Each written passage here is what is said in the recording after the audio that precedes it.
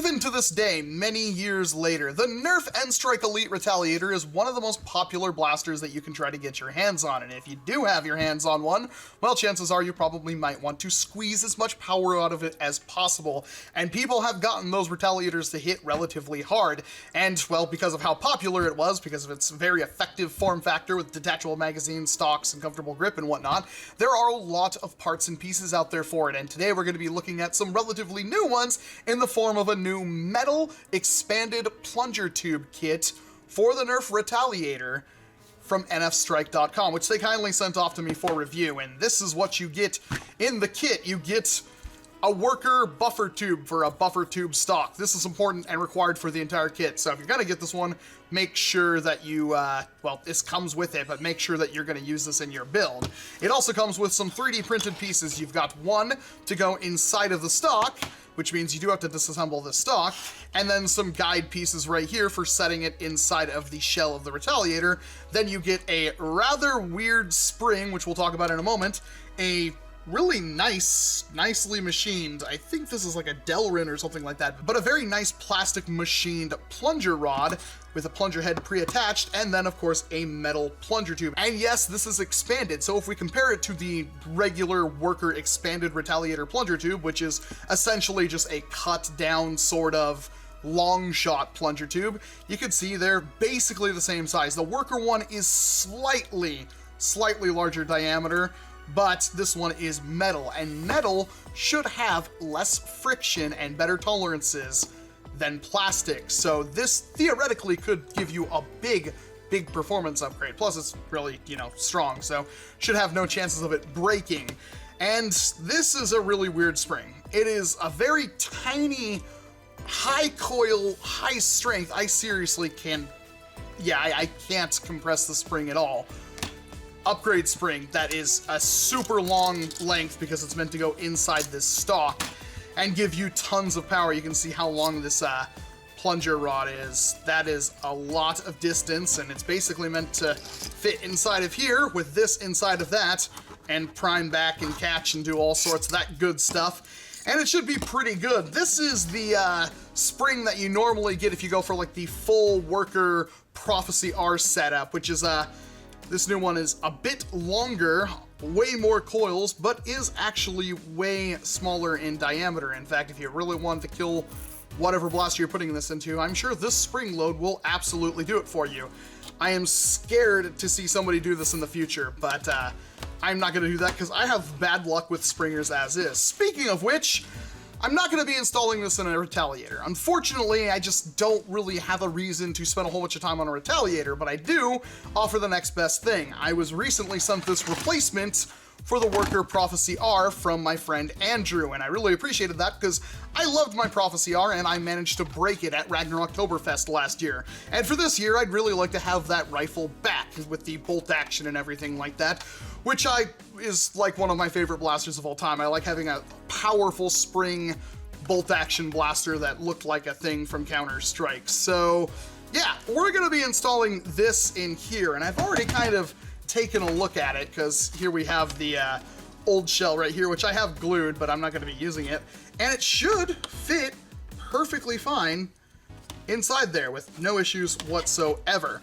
The only issue I came across that might be a little concerning is the bolt right here. This is the worker bolt that you'd be using with a Retaliator, and this part that kind of pushes in there to make a seal, I should be able to fix that with some thicker lube, but we'll see what happens. Hopefully it doesn't leak or anything like that, but this should be basically a drop-in kit, and I won't be using these supports that go inside your normal Retaliator. Since I'm not putting it in a Retaliator, I'm putting it in a Prophecy because I really want to get my Prophecy up to snuff. Now before, this thing did hit anywhere from about 190 to 220 feet per second performance, which is pretty darn good and was about the upper echelon of what the bolt action kit for the Prophecy could handle. So hopefully I can still prime it back, and hopefully we get more performance out of it. I'm really excited to see what this kit can do, but if it hits the same amount, well, that's pretty much pointless to me. So I'm gonna be using the same exact stuff that is inside my original Prophecy R, which if you haven't seen that video,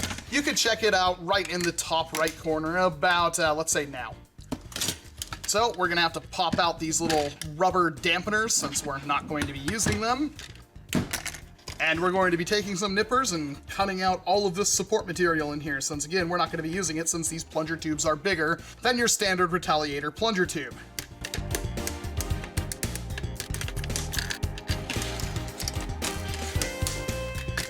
And it fits in there pretty much perfectly, although we do want to get rid of these little bits that are left over. You want to make sure this is cut down about as flush as possible. And boom, it fits in there absolutely perfectly, almost like it was meant to be in there, which is a little scary, since I don't think this is a worker product at all. All right, both sides are cut out. Let's do a little bit of a test fit. Put that in there, this on top of it, and this is where I figure out if I'm even actually uploading this video at all, since I have no confirmation this will actually fit where I'm trying to put it. And it's a bit tight on this side, so I may need to cut out a little bit more.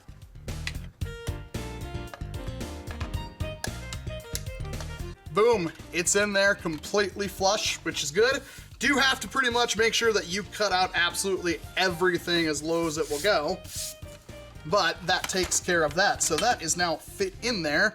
I'm not going to be using this catch. We're going to be using a metal one, which I highly recommend. And of course, we're not going to be using this front piece. We're going to be using the metal one with the worker barrel. This could probably be a longer barrel for the spring load, but we'll see what happens. I'm going to put some super lube in here. Hopefully this is thick enough that it can create a seal in there that will prevent any kind of leaks from coming out. But it's still like just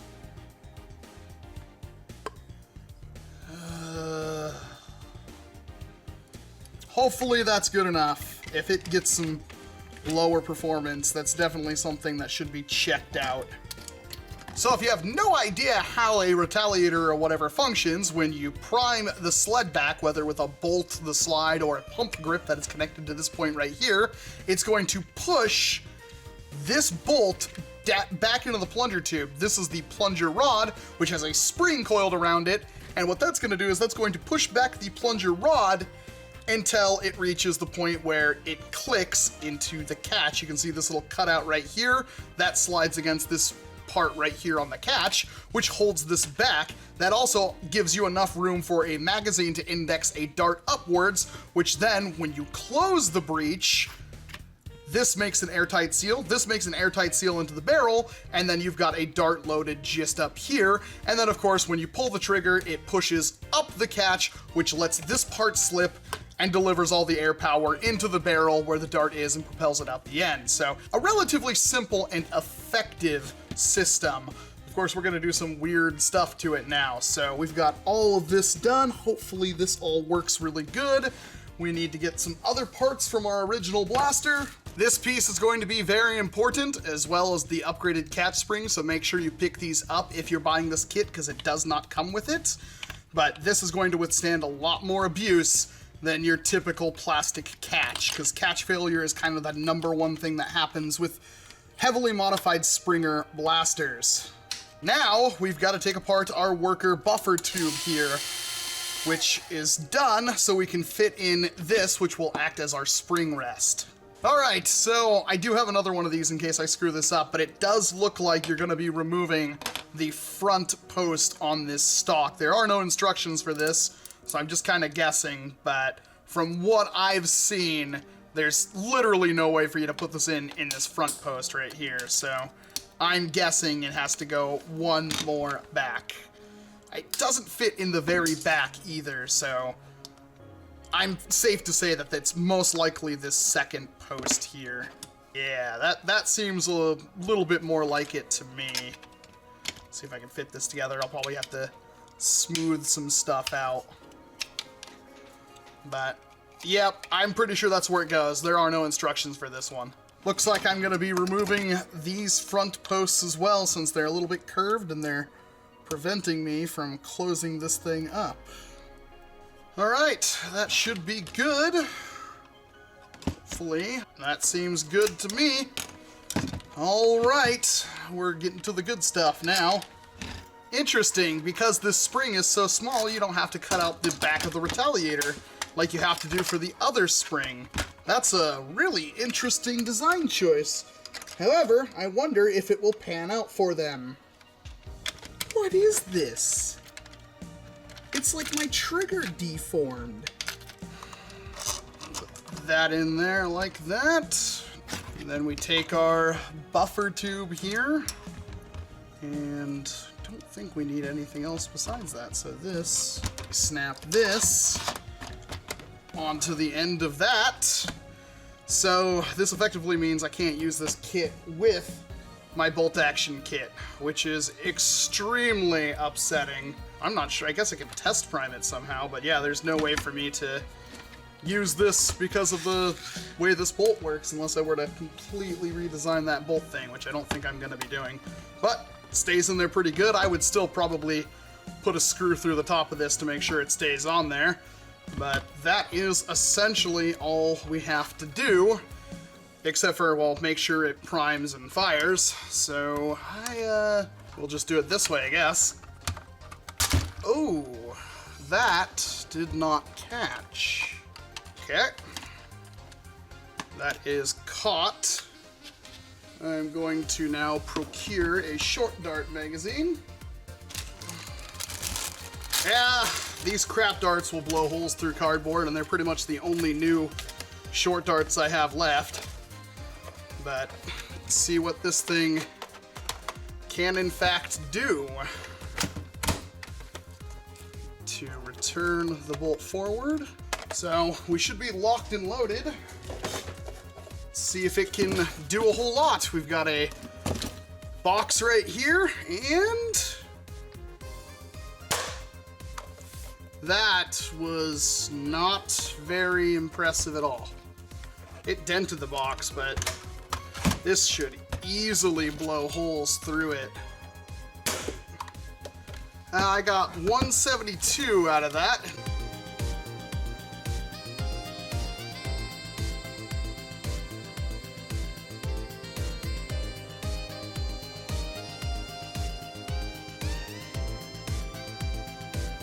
It gets a great seal. It's not like super perfect, but it's pretty darn good. You don't have to carve out the back of your Prophecy or whatnot to fit the spring or anything in there. It's a cool spring, but doesn't work with my L96 kit. It only hits roughly the same performance I was getting with the expanded plunger tube and a normal plunger rod and everything like that. So yeah, you can decide for yourself if this is worth it to you. But for compatibility with the L96 kit, which is like the entire reason I wanted this blaster again, I'm gonna have to take it out. Although I do have one question, because I have this beautiful, beautiful Apex expanded rod. I don't actually know what this is called. It's from Apex though. It's a metal plunger rod for the expanded plunger tube. And this thing fits literally perfectly. I can't pull it back any more than that, and it just snapped forward again. I know this looks like it has a slightly smaller internal diameter, but this is like the same blue between the both of them, and I would love to have this inside that plunger tube, because, again, aluminum plunger tubes are probably better in the long run anyway. So I'm gonna see if this will not be compatible with that, if I can just change the O-ring or something like that and possibly get this working together, because then I can just put it in the op kit and everything like that, and at least I know it will be pretty. So let's find out. We'll remove this. It is a nice plunger tube. I really want to use it with something. Maybe I can cut this one down or something if I really want to use it. Yeah. That fits perfectly in there. Let's see here. Let's pull out. And oh man, I mean, it like literally, the head barely fits in there. Like, it's like the perfect fit for just the head, but with the O-ring on there, yeah, that's not gonna work at all. Oh man, that is some really, really tight machining tolerances like that. It's like it's almost made for it, and yet it's not. Well, fortunately, it doesn't look like I'm gonna be using that in this blaster. But it is a nifty, cool kit. It's not very expensive. And, I mean, somebody else who's more talented with springers can probably do something really interesting with it. But I think I'm just going to go back to the original plastic worker expanded plunger tube with this metal thing right here, because this has the perfect fit, and that's kind of what I'm looking for.